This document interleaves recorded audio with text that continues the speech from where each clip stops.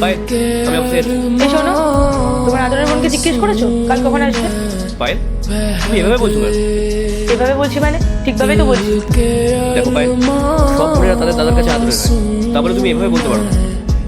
O by the way, লকারে আমার কিছু সেভিংসের টাকা ছিল, ওগুলো কি তুমি নিয়েছো? হ্যাঁ, এগুলো আমিই নিয়েছি। আসলে আমার কিছু দরকার ছিল, সেই জন্যই নিয়েছি। তো তুমি আমাকে সেটা করে বলারও প্রয়োজন বোধ করোনি? পায়েল, ওটা আমাদের ফিউচারের জন্য, আমাদের সেভিংসের টাকা ছিল, আর তুমি এতগুলো টাকা নষ্ট করে ফেলেছো। কি করেছো এই টাকাগুলো দিয়ে? বললাম তো আমি, ওই টাকাগুলোর আমার প্রয়োজন ছিল তাই নিয়েছি। আর ওই টাকাগুলো তুমি একা সেভিংস করোনি, ওখানে আমারও টাকা রয়েছে, তাই ওই টাকাগুলোর ওপর আমারও অধিকার আছে। তোমার সাথে কথা বলাটাই বেকার।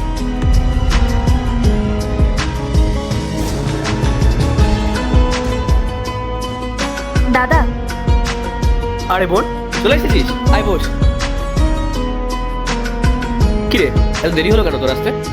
আরে রাস্তায় খুব জ্যাম ছিল তো, তাই জন্য একটু লেট হয়ে গেল।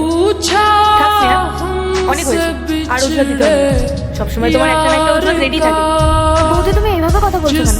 রাস্তায় কাজ হচ্ছিল, তাই জন্য খুব জ্যামও ছিল, আর ওই জন্যই আমি কোনো গাড়ি পাচ্ছিলাম না, তাই তো লেট হলো। তাহলে গাড়ি নিয়ে আসছিস কেন? গাড়ি রোহান নিয়ে গেছে। এত রোহানকে বলতিস তোকে দিয়ে যেতে? না রে দাদা, ওর খুব লেট হয়ে যাচ্ছিল অফিসে, আর তারপর যদি ওখানে আমাকে দিতে আসতো, ওর আরো লেট হয়ে যেত। প্রবলেমটা কিসে হতো স্নেহা? আমরা সব জেনে যাবো সেই নিয়ে। কি জানাজানি হয়ে যেত? কি সব বলছো? শুনলে নাও কি বললো? হ্যাঁ শুনেছি, সেজন্যই তো বললাম রাহুল ওর কাছে গাড়ি নিয়ে এলো। ও গাড়িটা বন্ধ করে আর শুধু গাড়ি না, নিজেদের বাড়িটাও বন্ধ রেখে দিয়েছে। ভাই, তোমার কি মাথা খারাপ হয়ে গেছে নাকি? কি সব বলে আছো তখন থেকে?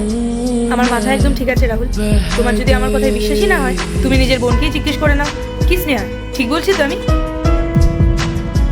কি হলো বোন, চুপ করে আছিস কেন? তো বৌদি যেগুলো বলে সেগুলো সব সত্যি? হ্যাঁ দাদা, বৌদি যা কিছু বলছে সবটা সত্যি। আর 4 মাস হয়ে গেল রোহানের জব নেই, ওদের কোম্পানিতে খুব প্রবলেম হচ্ছিল, তাই অনেকজনকে কাছ থেকে বার করে দিয়েছে, আর তার মধ্যে রোহানও ছিল। অনেক টাকা ধার হয়ে গেছে, সব পাওনাদাররা টাকা চাইছিল, তাই আমাদের যে সেভিংস ছিল সব শেষ হয়ে গেছে। তোমরা একটু দাঁড়াও, আমি আসছি।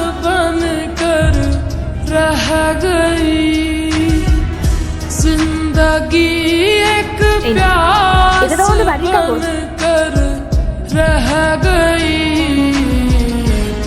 চাবি?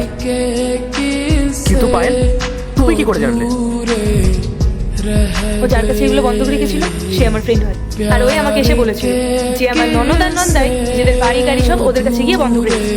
তখন আমি ভাবছিলাম যে ওদের এই বাড়ি গাড়ি আমি ছাড়িয়ে দেবো, কিন্তু আমার কাছে তো এত টাকা ছিল না, তাই আমি তোমার আর আমার সেভিংসটা ভেবেছিলাম।